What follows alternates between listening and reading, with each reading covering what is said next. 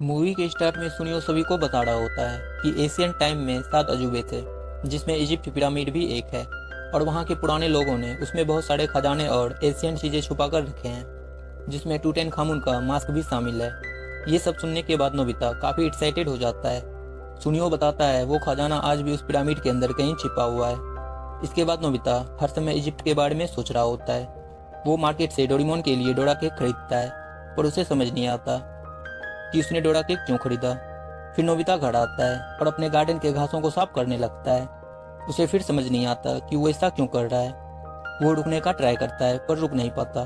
तभी डोरेमोन वहां आ जाता है और डोरा केक खाने लगता है। फिर नोबिता थक कर डोरेमोन के पास आता है और पूछता है ये सब क्या हो रहा है। फिर डोरेमोन नोबिता को फ्यूचर बुक दिखाता है और बताता है कि तुम इसमें जो भी लिखोगे वो सच हो जाएगा। फिर डोरेमोन नोबिता को दिखाता है कि उसने बुक में लिखा होता है कि नोबिता 30 अगस्त को उसके लिए डोरा केक लाएगा और गार्डन को भी साफ करेगा।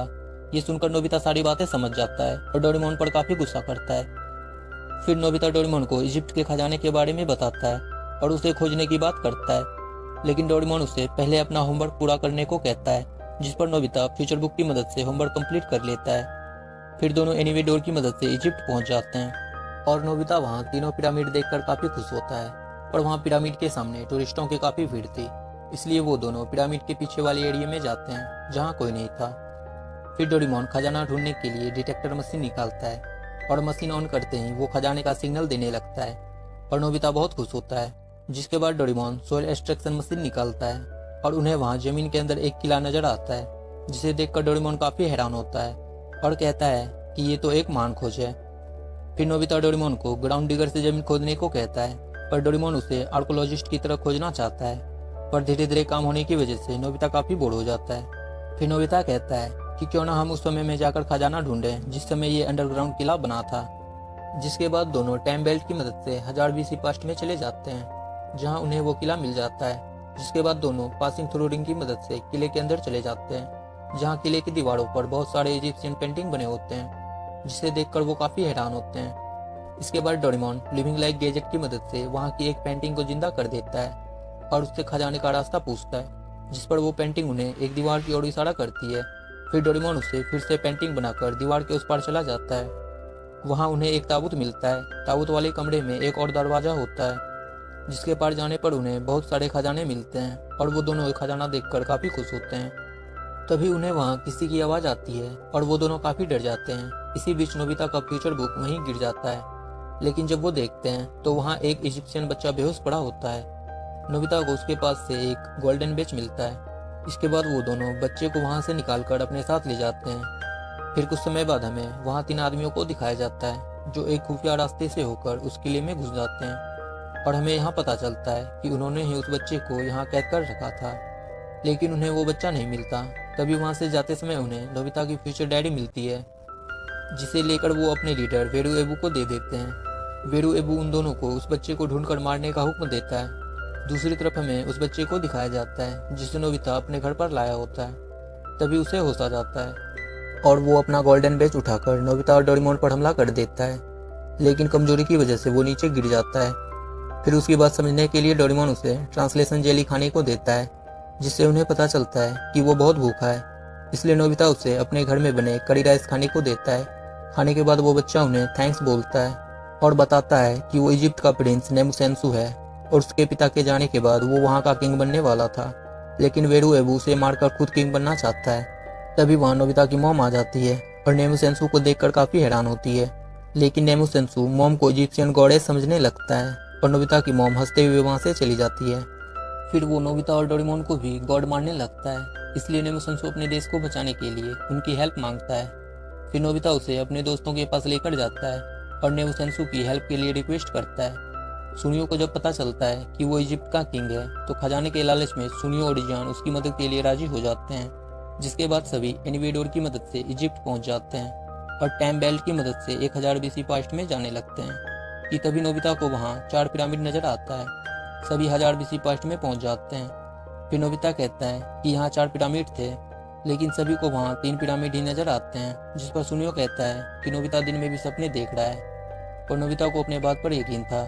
इसके बाद सभी ड्रेसअप कैमरा की मदद से उस टाइम के कपड़े पहन लेते हैं। कपड़े चेंज करने के बाद नेमुसेंसु डोरेमोन को कैट गॉड समझने लगता है। जिसके बाद सभी एक बोट में बैठकर नेमुसेंसु के राज्य की ओर बढ़ने लगते हैं। कुछ ही देर में रात हो जाती है। नेमुसेंसु अपने राज्य के बारे में सोचकर परेशान हो रहा था, जिस पर नोबिता उससे कहता है कि हमारे पास कैट गॉड है, यानी कि डोरेमोन, इसलिए हमें परेशान नहीं होना चाहिए। फिर नेमुसेंसु अपना गोल्डन बैच नोबिता को देकर कहता है कि ये लाइफ और फ्रेंडशिप की निशानी है, इसलिए तुम इसे अपने पास ही रखना। फिर सुबह हो जाती है और सभी नेमुसेंसु के राज्य में पहुंच जाते हैं, जहां बहुत बड़ा बाजार लगा होता है, जिसे देखकर सभी बहुत एक्साइटेड हो जाते हैं। तभी बहुत सारे लोग राजमहल की ओर जा रहे होते हैं और आपस में बात कर रहे होते हैं कि आज चमत्कार होने वाला है। महल के सामने बहुत भीड़ लगी होती है। डोरेमोन और बाकी सब भी वहां आ जाते हैं। फिर वेरुएबू सबको बताता है कि नेमुसेंसु नहीं रहा और वो अब उन सब का राजा है। तभी वेरुएबू अपने इशारे से वहां बारिश करवाता है और फिर से सूरज निकल आता है। सब लोग ये देखकर हैरान हो जाते हैं और वेरुएबू को गॉड मानने लगते हैं। फिर नेमुसेंसु बताता है कि हमें पहले प्रिंसेस को बचाना होगा, जिसे वेरुएबू ने अपने महल में कैद कर रखा है। फिर उन्हें एक आइडिया आता है, जिसके बाद जियान, सुनियो और शिजुका इंटरटेनर बनकर महल के अंदर चले जाते हैं और वेरुएबू के सामने ट्रिक दिखाने लगते हैं, जिसे देखकर वो काफी हैरान होता है। बाकी सभी टोकरी में छिपकर अंदर आए होते हैं और वो प्रिंसेस को ढूंढने निकल पड़ते हैं। रास्ते में उन्हें 2 गार्ड नजर आते हैं, जिसके सामने डोरेमोन कैट गॉड बनकर जाता है, पर वो गार्ड उसे नीला रकून समझते हैं, इसलिए वो वापस आकर रोने लगता है। फिर नोबिता एक गैजेट की मदद से अपनी मॉम को वहां पर लाता है, जिसे देखकर गार्ड्स उन्हें इजिप्शियन गॉडेस समझने लगते हैं। फिर नोबिता उन्हें वापस भेज देता है, जिसके बाद वो तीनों प्रिंसेस के कमरे में आ जाते हैं और प्रिंसेस नेमुसेंसु को देखकर काफी खुश होती है। प्रिंसेस उन्हें बताती है कि वेरुएबू 4th पिरामिड बनाने वाला है। तभी नोबिता को याद आता है कि उसने उसी 4th पिरामिड को प्रेजेंट में देखा था। फिर डोरेमोन टाइम टीवी में देखता है कि 4th पिरामिड बन चुकी है और हिस्ट्री भी चेंज हो चुकी है। ये सब बातें एक जासूस सुन लेता है और वेरुएबू को सारी बातें पता चल जाती है, जिसके बाद वो जियान, सुनियो और शिजुका को पकड़ लेता है। उसके बाद वो प्रिंसेस के पास आता है और गार्ड्स को उन्हें पकड़ने का हुक्म देता है, लेकिन डोरेमोन और नोबिता गैजेट की मदद से उन्हें हरा देते हैं। लेकिन तभी प्रिंसेस को कुछ होता है और वो वेरुएबू को अपना किंग मानने लगती है। फिर वेरुएबू उन्हें फ्यूचर बुक दिखाता है और बताता है कि मुझे सारी शक्तियाँ इस फ्यूचर बुक से मिली है और इस बुक के सामने तुम कुछ भी नहीं हो। डोरेमोन और नोबिता सारी बातें समझ जाते हैं। इसके बाद उन्हें भी पकड़ लिया जाता है और डोरेमोन के अलावा सभी को एक साथ बांध कर रखा होता है। नोबिता कहता है कि परेशान मत हो, डोरेमोन हमें जरूर बचा लेगा। इसके बाद उन्हें बोट की मदद से कहीं ले जाया जाता है। कुछ दिन बीत जाते हैं और उन्हें 4th पिरामिड के सामने लाया जाता है। सभी 4th पिरामिड को देखकर काफी हैरान होते हैं कि ये कुछ ही दिनों में यहाँ कैसे बन गया। फिर उन्हें 4th पिरामिड के अंदर लाया जाता है, जहाँ डोरेमोन को बांध कर रखा होता है। डोरेमोन सबको बताता है कि मैंने ही एक दिन में इस 4th पिरामिड को बनाया है, क्योंकि वेरुएबू फ्यूचर बुक के जरिए मुझे कंट्रोल कर रहा था। डोरेमोन सभी से माफी मांगता है। तभी वहाँ वेरुएबू आ जाता है और नेमुसेंसु को एक रस्सी में बांधकर मगरमच्छ के ऊपर लटका देता है।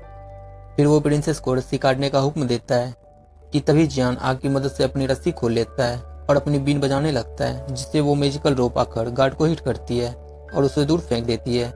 तभी प्रिंसेस रस्सी काट देती है, जिससे नेमुसेंसु नीचे गिरने लगता है कि तभी जियान मैजिकल रोप से उसे ऊपर उछाल देता है और वो सीधा वेरुएबू के ऊपर जा गिरता है और वेरुएबू से वो फ्यूचर बुक नीचे गिर जाती है।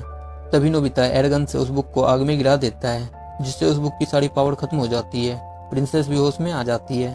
वेरुएबू गुस्से में नेमुसेंसु पर अटैक करने लगता है और उसे मारना चाहता है। तभी डोरेमोन अपने गैजेट की मदद से वहाँ की एक पेंटिंग में जान डाल देता है और वो पेंटिंग वेरुएबू को पकड़ लेती है। तब हमें पता चलता है कि वो पेंटिंग नेमुसेंसु के डैड की है। डोरेमोन वापस से उस पेंटिंग को नॉर्मल कर देता है और साथ ही वेरुएबू भी उस पेंटिंग में कैद हो जाता है। सभी सेफली बाहर आ जाते हैं।